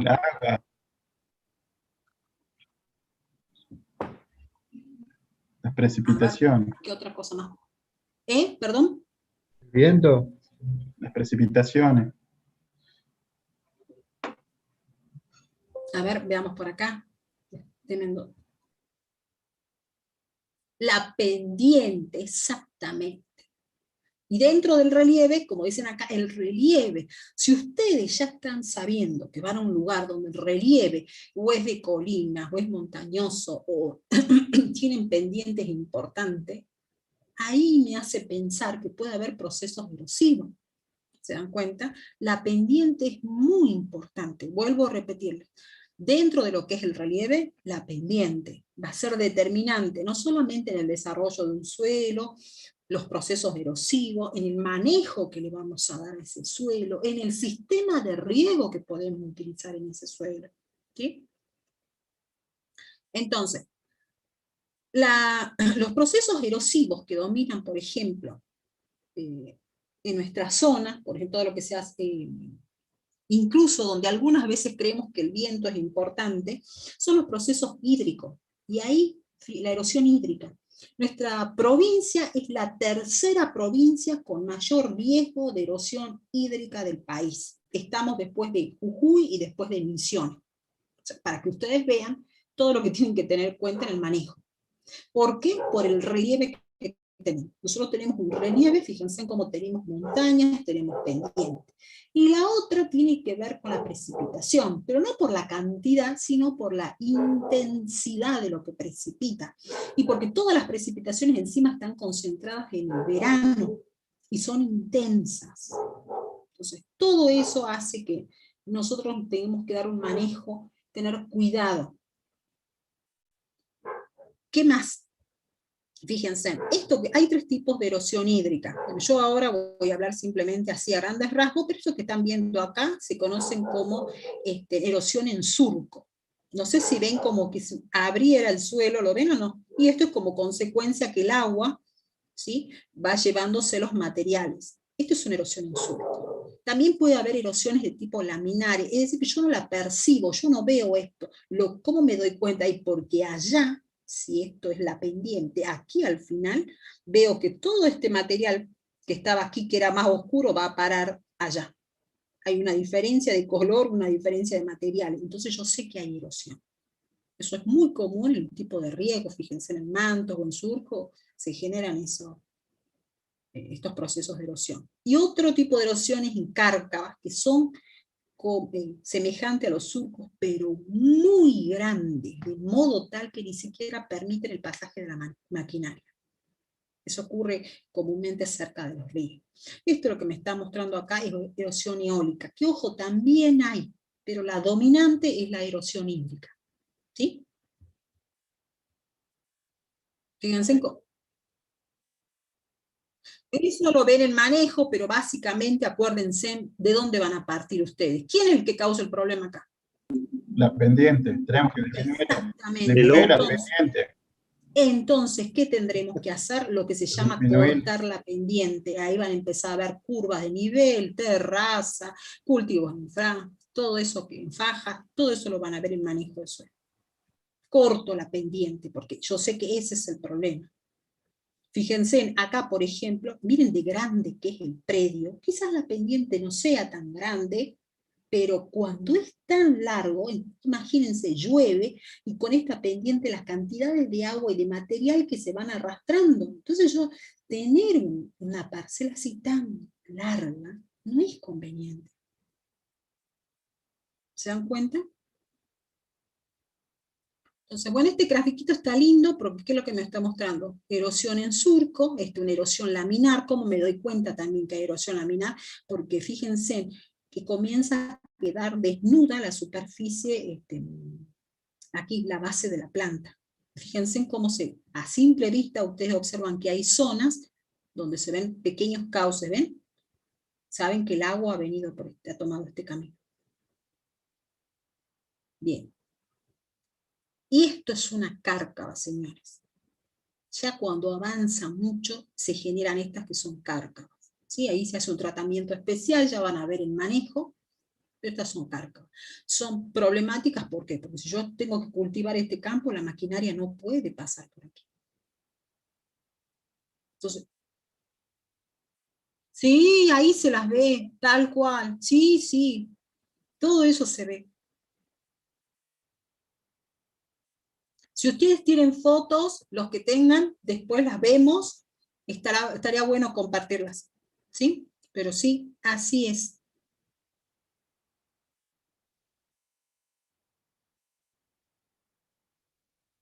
Exactamente, entonces vos fíjate el problema que es, y aparte cómo estás perdiendo suelo. Bien, entonces, de ahí que van a tener clases sin erosión, ligera, moderada, severa, ¿sí? Otra. Sí. En la imagen anterior. Sí, donde hay cárcava, sí. Donde hay cárcava, eso se da porque justo en esa pendiente también hay una zona de acumulación. Lo que pasa es que en el movimiento del agua, lo que ustedes tienen que imaginarse es que cuando llueve, peor en nuestras zonas que las lluvias son intensas, entonces el agua va arrastrando material y hace también un efecto de retroceso le dicen. Va arrastrando material y por ahí termina llevando tanto material que termina haciendo esto. Fíjate que básicamente, ¿qué es esto? Es material que se ha perdido y ha ido a parar a otro lugar. ¿Pero por qué? Porque justamente vino agua de acá, fíjate, debe haber venido agua de acá, de acá, de acá. Y todo ese movimiento va arrastrando material. ¿A qué hora es el coloquio? A las 12. Bien, sigamos. Pedregosidad. Todo esto, cómo se maneja, cómo se trata estos problemas erosivos, todo eso lo van a ver en manejo. ¿Sí? Otro ¿qué vamos a tener en cuenta también cuando vamos a un campo? La pedregosidad. ¿A qué me refiero cuando hablo de pedregosidad? Ya saben que estamos hablando de partículas con un diámetro mayor a 25 milímetros. ¿Sí? De nada, Araceli. Mayores a 25 más o menos milímetros de diámetro. Y fíjense, estos son importantes, ¿por qué? Primero por el manejo, podríamos pensar de que, imagínense, si yo tengo que pasar por aquí el arado, la rastra, es un problema, yo no puedo hacer eso acá. Esto es Tolombón.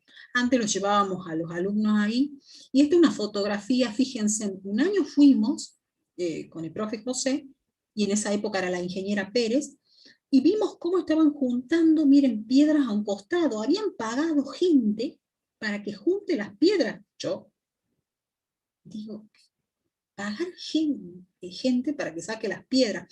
Bueno, eso le está dando idea del costo que tenían este suelo, o sea, el valor que tenía económico, de modo tal que paguen a gente para sacar las piedras. No sé si ven cómo la estaban acumulando acá. ¿Ven?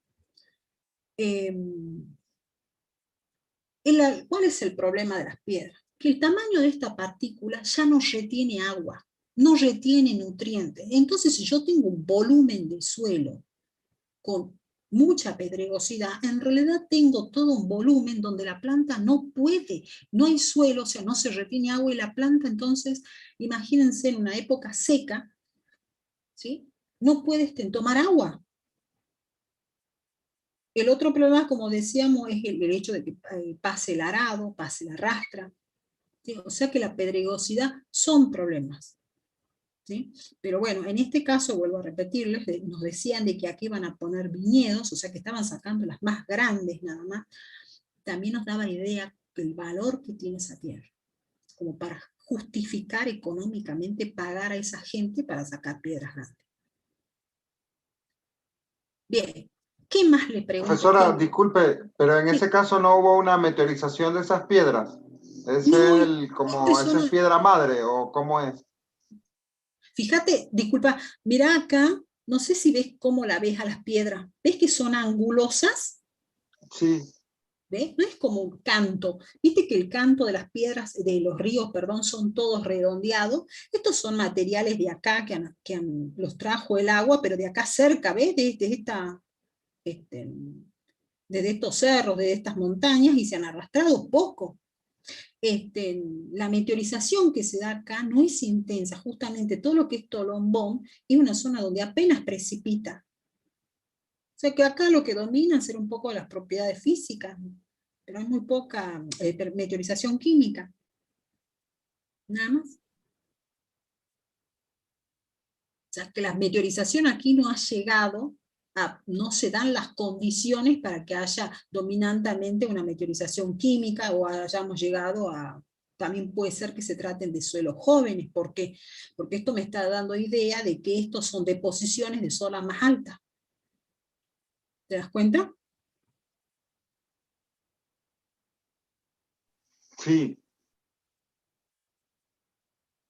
Bien. En ese caso no tenía mucho sentido juntar las piedras porque, o sea, como recomendación no tendría mucho sentido. Porque, o sea, por eso te digo, meto una herramienta y encuentro piedra. Sí, lo que yo creo que ellos estaban por poner ahí, ¿sabes qué? Eran vid para hacer producción de vinos. Yo te cuento lo que vimos, por eso yo saqué fotos justamente porque me asombró de ver gente sacando piedra. ¿Ves? Esas acumulaciones de piedra, imagínate el trabajo. ¿Pero usted recomendaría sacar las piedras o no tendría sentido para usted? Yo creo que lo que ellos, vuelvo a repetir, me parece que el costo de estas tierras debe ser importante, el valor. Me parece que ellos estaban pensando en hacer producción de vid, o sea, acá no iban a pasar un arado, lo que iban a poner son uvas, viñedos. Eso es lo que ellos, me parece, pensaban hacer. Poner vid, y ellos, supongo que el suelo, yo no hice el análisis químico, debe generar condiciones para que se pongan esas vid, y calculo que deben haber hecho los costos, porque yo siempre se hace costo, ustedes saben que no podemos hacer producir sin previamente haber hecho costos. Yo supongo que han hecho un estudio y han dicho, bueno, acá producir a estas uvas y me va a redituar tanto como para ponerse a producir. Opción 2, esto es todo lo que tengo, producir acá. Vuelvo a decirles, nosotros habíamos ido porque siempre llevábamos a los alumnos en esa época, y nos asombró cuando vimos eso. Yo, sí, por eso les digo, o sea, una de dos, o es todo lo que tengo, no hay más, tendré que hacer vida acá, en una de esas lo pueden plantear desde el punto de vista estratégico y decir, estas son vides muy artesanales, hechas en esta zona, en una de esas, el poco vino que saquen lo venderán de esa forma, estoy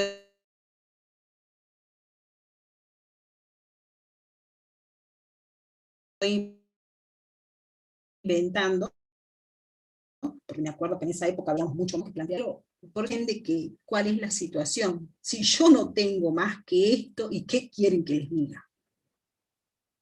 ¿Se entiende? Esto, no sé cómo habrá sido la situación esa de ellos, de la gente esta. Bien, sigamos, pero ustedes no se olviden, más allá de lo grafológico, siempre antes de producir ustedes tienen que conseguir su mercado. Es algo cultural, las personas que llegan ahí suelen sacar las piedras y ponerlas en montones, y suelen pedir un deseo. No, pero era gente de... Sí, ya sé lo que vos me decís, vos me querés decir ¿cómo se llama? Las apachetas. Las apachetas, pero no, esto no eran apachetas, estos estaban por producir. Estaban por hacer ahí un cultivo, estaban por poner vides. Eso es lo que me dicen las apachetas esas. Hay capaz debe ser también para vender el terreno. Y puede ser, pero como les digo, cuando nosotros charlamos nos dijeron eso. Y aparte era mucha gente haciendo ese trabajo. Bien, ahora vamos, cambiando de tema, si no, no avanzamos. Veamos material original. Bien, otra cosa que se consigna es el material original en la ficha grafológica. ¿Sí? Se supone que yo investigué y en una de esas, en algunos trabajos conseguí o qué roca era o el material original, por ejemplo en esta zona que decíamos que era de Tolombón, que son materiales que han sido depositados de las zonas más altas, justamente los gruesos están acá y en la parte más distal van a estar los más finos. ¿Sí? Justamente esto es la parte donde ya se depositan estos materiales más gruesos. Más lejos de esto se van depositando los materiales más finos y más lejos aún los materiales más finos. ¿Se entiende? Siempre lo primero que va a dejar ese sedimento son los materiales más gruesos, más grandes, porque el peso que tienen los puede arrastrar. Y después comienzan los materiales medios y en el mayor extremo los materiales finos. Entonces, ¿qué es lo que hay que consignar acá? Si el material es residual, o sea, o in situ, o si es alóctono. ¿Qué quiere decir residual o autóctono o in situ? Quiere decir, acá tengo rocas, acá se meteorizaron y acá se formó el suelo.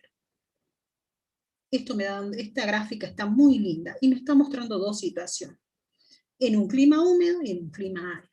Aquí partimos, fíjense, de rocas ígneas que se han meteorizado en un clima húmedo y ahí se formó el suelo. Pero también puede pasar, acuérdense los que hemos visto, de que se meteoricen, o por ejemplo acá, fíjense en este es un río, y me dice, este material lo depositó el río acá. Esto es una llanura aluvial, siempre. lo que está cerca del río, es un material que es afectado, porque es un material depositado, justamente hay épocas en las cuales el río puede traer, por las lluvias muy intensas, a arrastrar materiales de zonas muy lejanas, y otras veces un material más cerca, y otras veces deposita más, y otras veces deposita menos, en fin, es muy variable. Esto es lo que se conoce como llanura aluvial. ¿Sí? Entonces esto es un material transportado, no es de acá. ¿Sí? Es un material que trajo el río y lo depositó. No es el producto de la meteorización de estas rocas. Entonces a este material se lo conoce como transportado ex situ al autóctono. Y al otro, al anterior, este es, fíjense como su palabra lo dice, autóctono, in situ o residual. ¿Sí? La arena en la playa sería eso, claro, siempre que haya deposiciones de materiales, fíjense, no es original, como dice acá, bien dice su compañero, no es de ahí, lo trajeron de otro lugar y se fue depositando, y eso es lo que ustedes se dan cuenta, porque si ustedes hacen acá una excavación y ven el perfil, fíjense, van a ver capas de un color, capas de otro color, más gruesas, más finas, gruesas me refiero al tamaño de las partículas, y ahí se dan cuenta que son depósitos de sedimentos. ¿Sí? Aparte, al constantemente estar depositando materiales, siempre los suelos que están acá son suelos más jóvenes, en cambio acá van a ser suelos más desarrollados. ¿Por qué? Porque esta zona es más estable. ¿Sí? Esta estabilidad le permite desarrollo. En cambio acá es una zona más inestable, constantemente está sufriendo depósitos, ¿sí? De sedimento. Bien, entonces hasta acá llegamos entonces las características externas y nos vamos a meter ahora dentro de lo que es el perfil del suelo. ¿Sí? Estas son las características generales y externas. Vamos ahora al perfil. Dijimos que sí, yo les subo todo. Han visto que está todo subido en la plataforma, ¿no? Sí, todo les subo. Sí, está subido. Incluso tienen los apuntes para estudiar, ¿no? Fíjense que tienen todo para estudiar. Bien, ahora nos metemos en el perfil.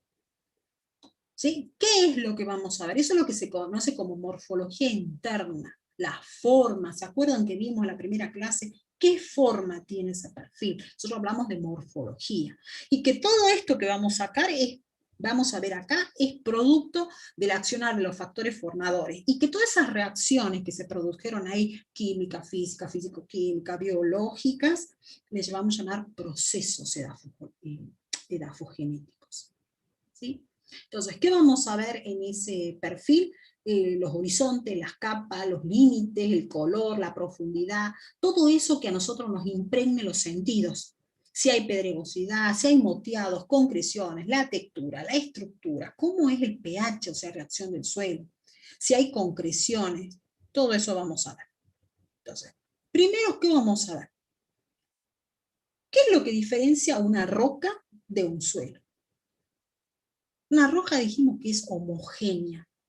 En cambio, en un perfil lo que nosotros vemos son capas o horizontes. Ha sufrido un proceso de horizonación.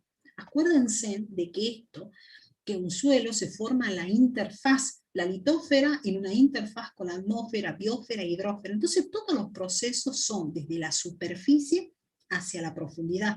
Por eso acá que los procesos son más intensos y a medida que aumentamos disminuyen. ¿Sí? Esos procesos, ya sea la meteorización, lixiviación, todos los procesos. Fíjense, y ahora vamos a diferenciar entre lo que es un horizonte y una capa. Y vamos a ver que hay horizontes que llamamos orgánicos y horizontes que son minerales. Bien. Algunos autores utilizan como sinónimo, como si fuese capa o horizonte lo mismo, y otros dicen no, ojo. Un horizonte es una capa que ha sufrido los procesos edafogenéticos. Las capas no sufrieron procesos edafogenéticos. A lo sumo es un material que se ha meteorizado, ha sufrido salinización o puede haber hidromorfismo, pero nada más. ¿Se entiende la diferencia entonces? ¿Puedo volver a explicar, profe? Entonces, vuelvo a repetir, van a haber autores que dicen horizonte o capa como si fuesen sinónimos.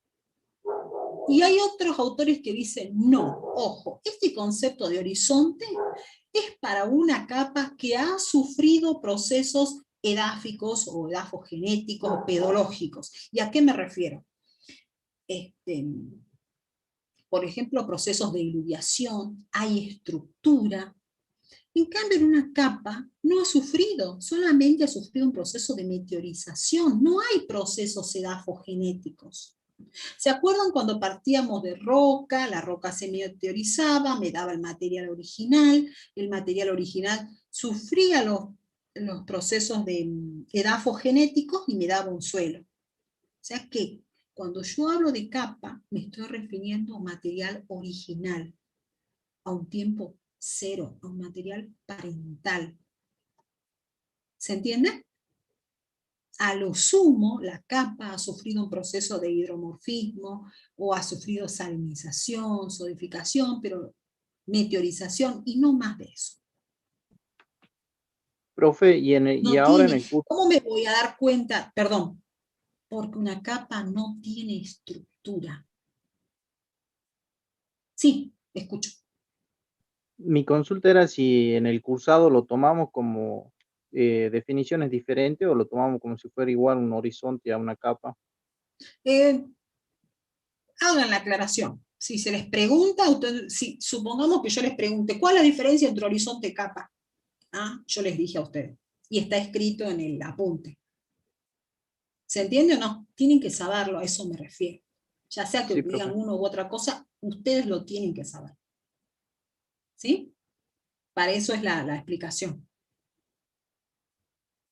Esas aclaraciones que algunas veces yo le hago, un autor dice esto, este autor dice, es importante porque cuando ya no hayan cursado edafología, cuando ya la hayan aprobado, que es lo que espero, y tomen un libro.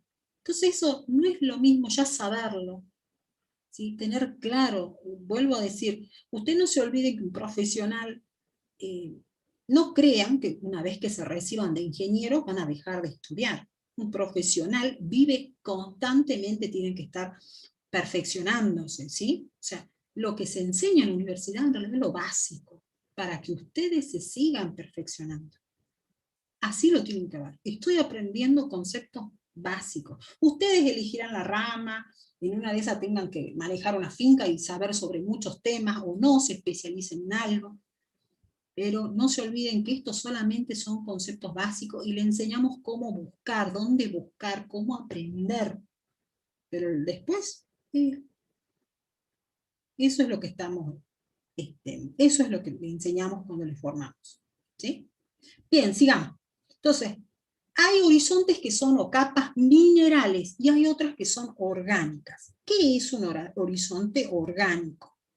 La capa sería el O, sí. O sería una capa, digamos así. Por eso digo, la pueden encontrar como horizonte o capa O. En este caso, ¿por qué es un horizonte o capa orgánica? Fíjense, ¿por qué digo orgánico? Nosotros vamos a trabajar principalmente con los minerales.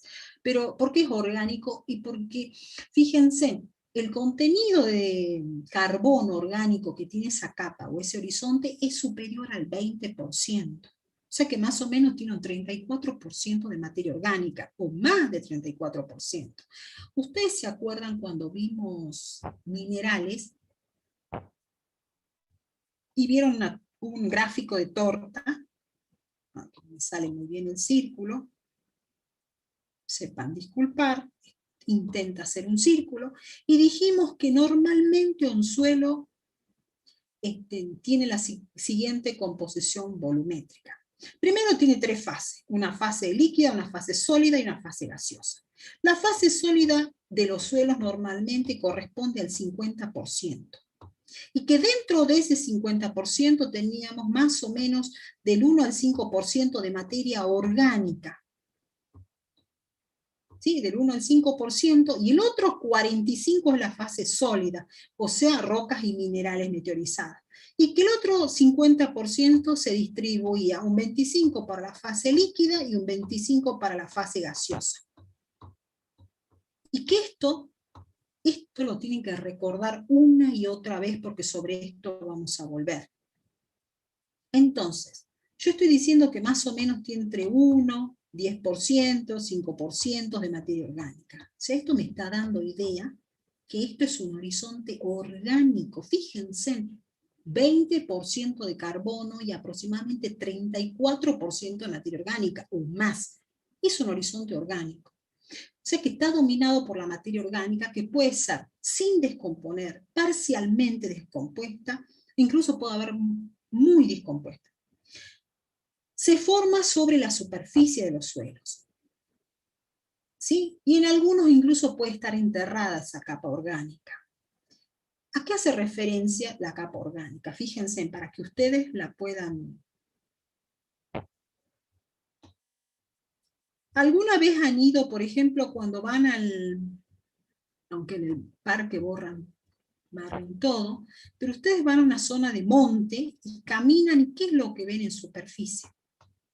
Esa hojarasca, ¿sí? Esa acumulación de materia orgánica en superficie. En este caso, fíjense que son acículas de pino, ¿sí? Puede ser en otro tipo de monte. Eso es una capa O. También, ojo, se puede formar en lugares donde el suelo esté saturado de agua. Y recuerden que en esas condiciones se generan la descomposición de la materia orgánica es lenta y la materia orgánica se acumula. ¿Sí? O pueden ser lugares donde hubo saturación de agua y ya está drenado el suelo, pero hay materia orgánica. ¿Sí? Esos pueden ser los diferentes orígenes de la materia del horizonte O. ¿Se ha entendido eso? Sí, profe. Sigo avanzando. Ahora, ¿quién es A? El horizonte A. Fíjense en que yo estoy utilizando para las capas o para los horizontes, estoy utilizando letras mayúsculas. ¿Sí? Yo se los nombré una y otra vez. Nos importa muchísimo. Este es el horizonte A. Se los presento en este suelo, fíjense, puede ser mucho más oscuro. El horizonte A es un horizonte mineral. Si tuviera un horizonte A, O estaría por debajo de él. ¿Sí? A es un horizonte que se caracteriza porque es oscuro. ¿Pero por qué? Porque la materia orgánica que ha sufrido un proceso de humificación, estoy hablando del humus, está íntimamente mezclado con la fracción mineral. Y ustedes recuerden de microbiología que el humus era amorfo, oscuro, justamente eso es lo que hace que le dé estas características al horizonte A. Es oscuro. ¿Sí? Y fíjense, es el horizonte donde hay actividad biológica dentro del perfil de un suelo, es el que tiene mayor actividad biológica, justamente por esta materia orgánica que tiene, que es lo que le va a servir a los microorganismos, a los organismos de alimento. Va a haber actividad biológica, vamos a encontrar las raíces de las plantas, organismos. ¿Sí? O sea, esas son las características que a mí me permiten definirlo. Otra cosa. No está dominado, ¿sí? No tiene características ni de los horizontes E ni de los horizontes B. O sea, y cuando hablo de horizontes A, fíjense, muchas veces ustedes van a encontrar en algunas descripciones como un horizonte AP. ¿A qué hace referencia cuando encuentren un horizonte AP? Hace referencia a un horizonte que ha sido disturbado, ¿sí? Por cultivo, ganadería o pastoreo. Ojo, que ahí cuando yo hablo de AP, me puedo estar refiriendo a este horizonte A, pero también se puede estar refiriendo a otro horizonte que esté en superficie y que ha sido disturbado para hacer cultivo, pastoreo o ganadería, en fin. ¿Se ha entendido entonces las características de A? Entonces, cuando nosotros le pedimos, digo nosotros porque cuando trabajamos con el profe José y armamos los parciales, eso es lo que les pedimos en una definición. sea que tener claro que A es eso. Vuelvo a repetir. Entonces, A, ¿qué es? Es un horizonte mineral que se puede encontrar por debajo de A, que se caracteriza, que es oscuro, que ese color oscuro es porque el material mineral se encuentra íntimamente mezclado con la fracción húmica del suelo, y que se caracteriza por la gran actividad biológica. Entonces, esa definición me sirve para que cuando ustedes vayan a campo puedan diferenciar quién es A. ¿Sí? Y no presenta, por supuesto, la característica de los horizontes E, horizontes B. ¿Qué otro horizonte pueden encontrar en el suelo? El horizonte B. ¿Dónde lo voy a encontrar? Ya B no es un horizonte superficial como A. También es un horizonte mineral, pero es un horizonte que se va a formar debajo de A o debajo de E. Ya vamos a ver lo que es E. Incluso puede haber debajo de O. Y ojo, y ahí presten atención. Si yo tengo en un perfil B y no está A, porque A es el primero que se forma, ¿qué puede haber pasado ahí? Erosión. Exactamente. O sea que, ojo con ese lugar. ¿Me convendrá producir en un suelo que no tenga A? Que directamente que sea decapitado, decimos que se decapitó A, no está A, y que tiene B. No. No podríamos. De poder se puede. ¿Cuál es el problema? ¿Qué dijimos? ¿Qué características tenía A? No va a tener los minerales. Tiene toda la actividad biológica que nosotros necesitamos, los nutrientes para la planta, es donde vamos a encontrar una buena estructura, o sea, todas las condiciones para que las raíces se desarrollen. ¿Sí? B justamente dijimos que a medida que profundizamos, se van esos, B ya no se caracteriza, no tiene esa actividad biológica, ni esos contenidos. Por ahí puede haber un B de acumulación iluvial de materia orgánica, pero es otra cosa. ¿Sí? Entonces, ojo, por eso es que siempre le enseñamos, cuando vean en un suelo, presten atención, si está B es porque ahí hubo procesos erosivos. Entonces las condiciones de ese horizonte no son las adecuadas para producir. Entonces, ¿cuál es la característica de B? B se caracteriza porque es un horizonte mineral de enriquecimiento. ¿Por qué se enriquece B? Puede ser por arcilla, y ahí aclaración. Una arcilla que viene de los horizontes superiores. En ese caso hablamos de arcilla iluvial. O arcilla que se formó ahí in situ. ¿Por qué proceso?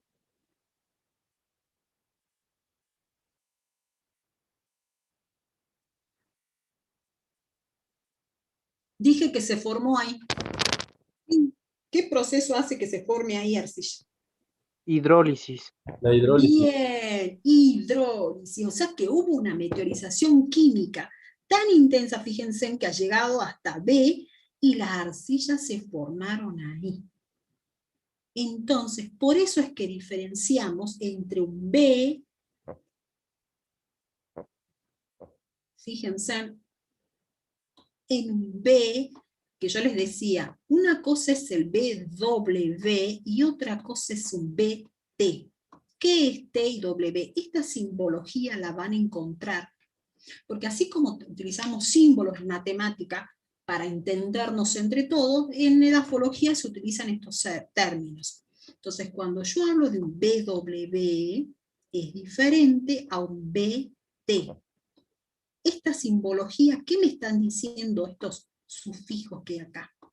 Cuando W viene de meteorización, quiere decir que este B tiene una acumulación de arcilla, pero que se han producido por un proceso de meteorización, y como bien decía ese caballero, específicamente hidrólisis. En cambio, este B, la acumulación de arcillas que hay aquí, se debe a un proceso iluvial, es decir, arcillas que vienen de los horizontes suprayacentes y se han acumulado acá. ¿Se ha entendido eso? ¿Se me entiende? ¿Cómo, profe? ¿Por qué se crea el B sub T?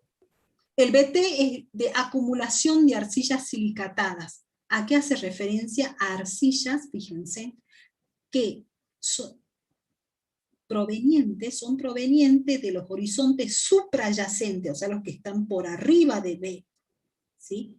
En las precipitaciones, ¿se acuerdan cuando hablamos de translocación?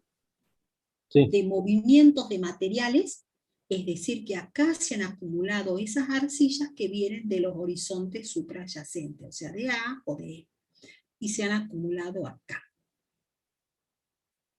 ¿Se entiende entonces la diferencia? No sé si me doy a explicar. Una vez más. Bien. Una vez más. B, entonces, es un horizonte mineral. ¿Dónde lo voy a encontrar? ¿Debajo de A o debajo de E? ¿Sí? Porque puede ser que no esté este horizonte. ¿Sí? ¿Qué características tiene B? Que es mineral y que es un horizonte de enriquecimiento. ¿Qué quiere decir de enriquecimiento? Que es este horizonte puede haber ganado arcillas, óxido de hierro o aluminio, materia orgánica, sales, en fin. Ganó, se enriqueció. ¿Por qué? Porque hay otros que perdieron. Entonces, él es un horizonte de enriquecimiento. Ahora bien, cuando se traten de arcillas, hay que diferenciar dos tipos de B. Un B que le vamos a llamar BW, que hace referencia a meteorización, fíjense en el apunte de perfil, weathering dice, o un BT que hace referencia a un B de acumulación de arcillas diluviales. Cuando las arcillas que hay en este B se han formado in situ, acá se formaron las arcillas, por un proceso de meteorización, por ejemplo hidrólisis, yo voy a estar en presencia de un BW. Pero cuando esas arcillas vienen de los horizontes suprayacentes, voy a estar en presencia de un BT. O sea, porque este T, ¿qué quiere decir? Acumulación de arcilla diluvial. Y este W, ¿qué quiere decir? Que las arcillas se han formado principalmente acá. Weathering viene de meteorización. ¿Sí? ¿Ahora sí? Sí, sí, profe. Bien, entonces, tarea para el hogar, no se olviden de SBW y ni SBT. Bien, entonces todo esto se puede acumular en B, por eso decimos que es un horizonte de enriquecimiento. Ya vamos a ver cómo van a diferenciarlo uno del otro cuando vayamos acá. ¿Qué colores puede tener? ¿Cómo sería? Ya les explico. Ya vemos estructura y ya les explico cómo lo van a diferenciar acá.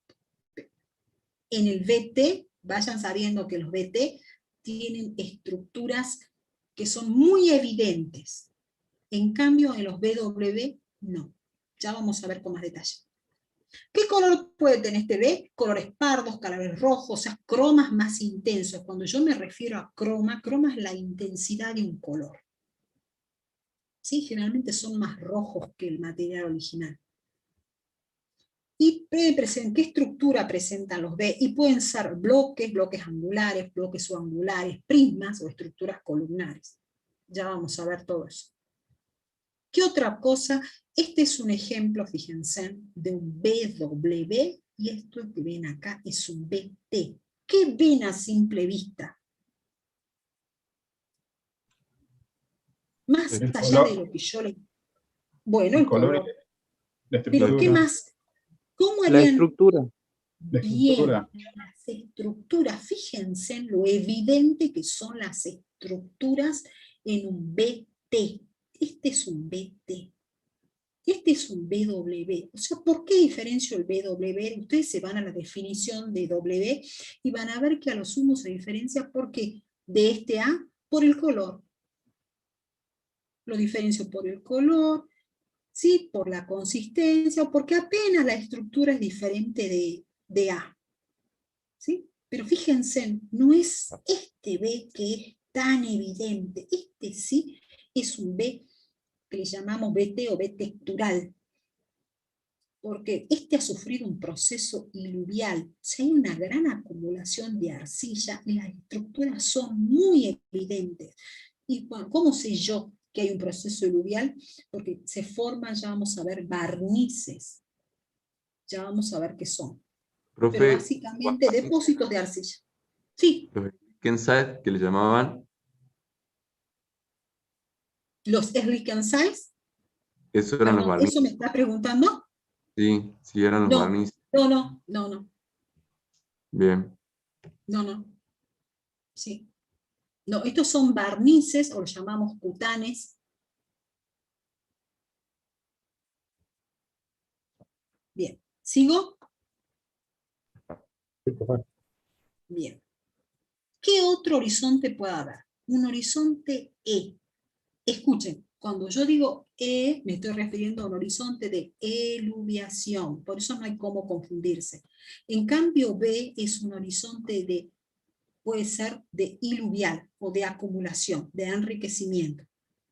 E es eluvial. ¿De dónde viene E? De pérdida.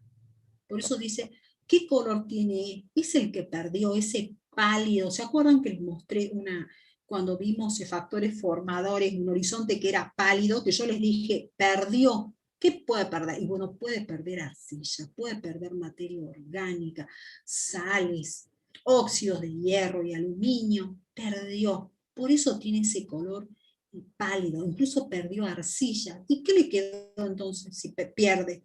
En nosotros el horizonte E se caracteriza porque tiene una acumulación de fracción arena y fracción limo. ¿Sí? Eso es lo que termina quedando en E. ¿Cómo se forma E? Bueno, yo le voy a contar a grandes rasgos. En el desarrollo del perfil, lo primero que se forma es un BT, un B muy compacto. Entonces, ¿qué ocurre cuando llueve? Cuando llueve, ingresa agua por los poros, fíjense. Y lo que ustedes están viendo en este grafiquito, esto vendría a ser A. Lo que están viendo es de que al haber un B que es muy compacto, cuando llueve, en esta zona se comienza a acumular agua. Pasa muy lentamente porque este B es muy compacto. Entonces, en esta zona donde el agua se acumula, porque pasa muy lentamente debido a que este B tiene una permeabilidad muy lenta, es muy compacto, hay un proceso de lixiviación máxima, decimos así. ¿Qué quiere decir? Que acá se pierden muchas sales y también hay un máximo lavado, así que también se pierden arcillas. Entonces, en conclusión, E se originó a partir de ¿quién? ¿Quién era originalmente E? ¿Quién fue alguna? Era A, alguna vez fue A, exactamente, tal cual. Muy bien. E alguna vez fue A, pero debido a que sufrió un proceso de máxima eluviación, es decir, de pérdida de sales, de coloides, cambió desde su composición y a esto le llamamos E. Entonces, fíjense en que para que yo tenga un E, primero, ¿quién también debe haber existido además de A? B. ¿Se entiende? Por eso es que cuando a ustedes les expliqué el desarrollo de un suelo, ¿qué dijimos? Un suelo juvenil es el que tiene A, un perfil A, C. Un suelo desarrollado, ¿qué horizontes tenía? B. B. Y cuando era senil, ¿qué horizonte tenía? E. Exactamente. ¿Se entiende entonces cómo fue evolucionando? Sí, profe. Sí, profe. Esto que está acá, fíjense, toda esta zona saturada de agua, donde se ve el agua que está esperando para percolar, porque este B que está acá es muy compacto, y donde es toda esta zona donde se produce la máxima lixiviación y el máximo lavado, lo que se conoce como capa colgada. Y esto también puede generar problemas de hidromorfismo. Para que se forme el E, Esto es un proceso de cientos de años. Ahora, esto también puede pasar y generar un problema de hidromorfismo. Si yo tengo un campo donde mi B es tan compacto, o tengo un piso de arado, una capa compacta, también puede ocurrir lo mismo, que el agua pase tan lento y se termina acumulando acá. ¿Sí? Pero para que haya un E, son procesos de cientos de años. ¿Sí? Entonces, E es eluvial, es una zona de pérdida, de arcilla silicatada, de hierro, de sales, óxidos de hierro y aluminio, materia orgánica, termina quedando un color claro. ¿Sí? Ahora, como perdió las arcillas, y estas arcillas las ganó B, ¿qué le queda? Y bueno, le quedará limo y arena. ¿Sí? Y como la arena está formada de cuarzo, por eso es que dice cuarzo u otros minerales resistentes. Eso es lo que me quedó ahí. Ahora, ustedes me podrían decir, ¿ya pierde o no? También pierde. También A es un horizonte eluvial, pero ojo, no es la característica que domina a A. ¿Se ha entendido? La característica que domina A era que era oscuro, que estaba íntimamente mezclado con la fracción mineral, la actividad biológica, pero también A es un horizonte eluvial, pero no es la característica que lo domina. Seguimos entonces. Esto les presento al horizonte E. Eso es lo que ustedes van a encontrar acá. Profe, ¿E tiene estructura? Sí, puede tener una estructura laminar o puede ser masivo. En ese caso, cuando yo digo que es masivo, es sin estructura. Ya explico estructura.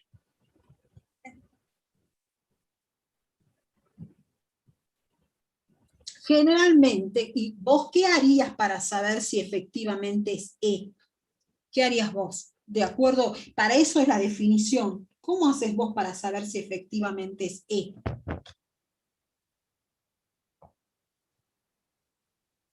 ¿Y con quién va a reaccionar el ácido?